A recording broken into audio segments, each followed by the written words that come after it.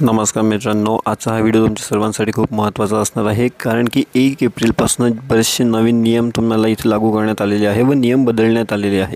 नेमकं काय नियम बदलण्यात आले आहे ते आपण आजच्या व्हिडिओच्या मार्फत समजून घेण्याचा प्रयत्न करूयात।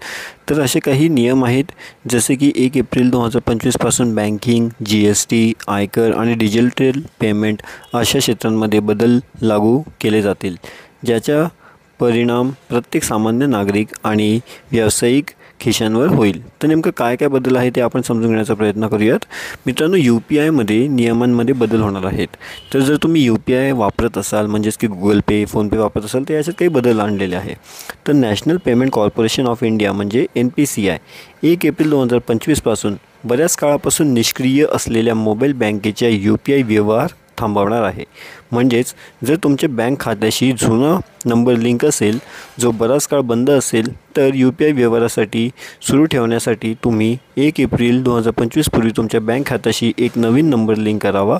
जर तुम्ही हे काम 1 एप्रिल 2025 पूर्वी पूर्ण केले नाही, तर तुम्हाला UPI द्वारे व्यवहार करण्यात अडचणी येऊ शकतात। तसंच मित्रांनो, निष्क्रिय खाती बंद केली जातील। म्हणजे काय की 1 एप्रिल 2025 पासून NPCI फसवणूक आणि फिशिंग घोटाळा रोखण्यासाठी गेल्या 12 महिन्यात न वापरलेले UPI ID बंद करतील। जे वापरकर्ते त्यांच्या निष्क्रिय UPI ID पुन्हा सक्रिय करत नाहीत, ते पूर्णपणे गमावू शकतात। म्हणून कोणत्याही व्यक्तीशिवाय डिजिटल पेमेंट करण्यासाठी तुम्हाला डॉर्मंट अकाउंट UPI ID पुन्हा सक्रिय करावं लागेल। तसंच मित्रांनो, FD अधिक फायदेशीर ठरणार आहे। जर तुम्ही मुदत ठेवीमध्ये गुंतवणूक करणार असाल, तर तुमच्यासाठी एक आनंदाची बातमी आहे। 1 एप्रिलपासून बँक FD मध्ये नवीन बदल येणार आहेत। तर नेमके काय आहेत हे बदल, हेही आपण समजून घेण्याचा प्रयत्न करूयात। तर मित्रांनो, 1 एप्रिलपासून बँक FD, RD आणि इतर तमस्य बचत खात्यांवरील योजनांवरील 1 लाख रुपयांपर्यंतचा व्याजदर TDS कापणार नाही आहेत। तर मित्रांनो, ही एक फार मोठी घोषणा जी आहे ती सरकारने इथं घोषित केलेली आहे की आपल्याला जो TDS लागत असतो तर तो इथं लागणार नाही आहे TDS। तर ही फार एक छान अशी गोष्ट आपण इथं समजू शकतो की 1 एप्रिलपासून FDवर वगैरे जे काही तुमचं पेमेंट होणार आहे, FDचं जे इंटरेस्ट भेटणार आहे, त्याच्यावर तुम्हाला काही एक्स्ट्रा खर्च किंवा भरायची काही गरज लागणार नाही आहेत। तसेच त्यासाठी ही मर्यादा 50,000 रुपये होती आधी, आणि आता ही मर्यादा जी आहे ती 1 लाख रुपये करण्यात आलेली आहे। त्याचवेळी इतर गुंतवणूकदारांना दिलासा देण्यासाठी आलेला आहे, त्यांच्यासाठी ही मर्यादा 40,000 रुपयांवरून 50,000 रुपये करण्यात आलेली आहे। तसेच मित्रांनो, बचत खात्यात आणि FD व्याजदरात बदल होणार आहे। म्हणजेच काय की 1 एप्रिलपासून जे तुमचे बचत खाते आहे आणि FDवरील व्याजदर बदलणार आहेत। SBI bank, HDFC bank, Indian bank अशा बऱ्याचशा बँक आहे, त्यांच्या FD आणि विशेष FDवरील व्याजदर बदललेले आहेत।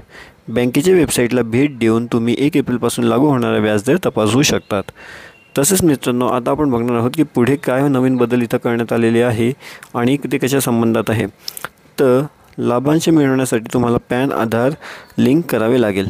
जर मित्रांनो तुम्हाला पॅन आणि आधार लिंक केलेलं नसेल, तर तुम्हाला 1 एप्रिलपासून स्टॉकवर लाभांश मिळणार नाही। यासोबतच भांडवली नफ्यावरील TDS कपात केली देखील वाढेल आणि तुमच्या फॉर्म 26 SMMASM मध्ये कोणतेही क्रेडिट कार्ड मिळणार नाही। तर मित्रांनो, ही खूप महत्त्वाची गोष्ट आहे, तर तुम्ही हे सुरू करून घ्या। डीमॅट म्युच्युअल फंड खात्यामध्ये नियम कडक असतील। सेबी म्युच्युअल फंड आणि डीमॅट खाती उघडण्यासाठी नियम अधिक कडक करणार आहे, असंही आपल्याला इथं करण्यात येत आहे। म्हणजे 1 एप्रिलपासून नवीन नियमानुसार सर्व गुंतवणूकदारांना त्यांची KYC आणि नॉमिनी तपशील पुन्हा अपडेट करावे लागतील, आणि असं आवश्यक आहे। जर तुम्ही असं केलं नसेल, तर तुमचे डीमॅट खाती गोठवले जाऊ शकतात। तसेच मित्रांनो, बचत खाते किमान शिल्लक ठेवण आवश्यक आता तुम्हाला लागणार आहे। म्हणजे काय होणार आहे, तर मित्रांनो, आता जर तुम्ही बचत खात्यामध्ये 1 एप्रिलपासून बचत खात्यामध्ये किमान शिल्लक ठेवली नाही, तर बँक तुमच्यावर दंड आकारू शकतं। वेगवेगळ्या बँकांसाठी किमान शिल्लक मर्यादा वेगळी असू शकते, त्यामुळे दंड टाळण्यासाठी तुमचे बँक धोरणे समजून घेणे महत्त्वाचे असतील। GST नियमांमध्ये बदल करण्यात आलेला आहे. नेमकं GST नियमांमध्ये काय बदल करण्यात आला आहे हे आपण समजून घेण्याचा प्रयत्न करूयात आता मित्रांनो. तर भारत सरकारने नवीन आर्थिक वर्षात GST वस्तू आणि सेवा करच्या नियमांमध्ये मोठा बदल करणार आहे. त्या अंतर्गत 1 एप्रिल 2025 पासून इनपुट सर्व्हिस डिस्ट्रीब्युटर ISD प्रणाली लागू केली जाणार आहे. याबद्दल उद्देश्य राज्यांमध्ये जर महसुलांचे न्याय वितरण सुनिश्चित करणे आहे. हा बदल GST प्रणाली अधिक सुव्यवस्थित करण्याच्या दिशेने एक मोठा पाऊल आहे. तसेच मित्रांनो, आता आपण LPG गॅसबद्दल सुद्धा समजून घेणार आहोत की LPG गॅसमध्ये काय नवीन बदल करण्यात आलेले आहे.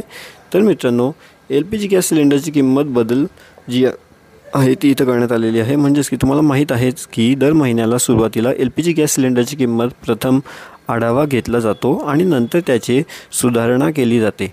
1 एप्रिलपासून तेल कंपन्यांनी घरगुती आणि व्यावसायिक गॅस सिलेंडरची किंमत बदलू शकतात, ज्याचा थेट परिणाम तुमच्या खिशावर होईल. आणि तुम्हाला सांगतो की गॅस सिलेंडरची किंमत दरमहा आंतरराष्ट्रीय तेलाच्या किंमत आणि $रुपयांच्या विनिमय दराच्या आधार ठरलेली आहे. नवीन कर नियम लागू. आता नेमकं नवीन कर नियम लागू म्हणजे काय करण्यात आलं आहे मित्रांनो इथं. तर अर्थमंत्री निर्मला सीतारामन यांनी 2025-26च्या अर्थसंकल्पीय मध्यवर्गीय प्राप्तीकरता मोठी सवलत दिली होती. 1 एप्रिल 2025 पासून वार्षिक उत्पन्न 12 लाख रुपयांचं असेल तर ते करमुक्त आहे. परंतु ही सवलत फक्त त्या कर्मचाऱ्यांना मिळेल जे नवीन कर व्यवस्था निवडतील. कर निर्धार वर्ष 2025-26 अधिकृतपणे 1 एप्रिलपासून सुरू होईल. याचा अर्थ असा की आतापासून नवीन कर प्रणालीद्वारे डिफॉल्ट असेल.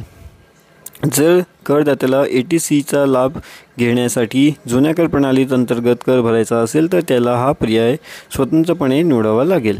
तर मित्रांनो, ही होती सध्याची महत्त्वाची माहिती. जर तुम्हाला ही माहिती आवडली असेल तर तुम्ही आमचं चॅनल इंडिया न्यूज अपडेटला सबस्क्राईब करून ठेवू शकतात, जेणेकरून अशीच महत्त्वाची माहिती तुम्हाला सर्वप्रथम मिळत राहील.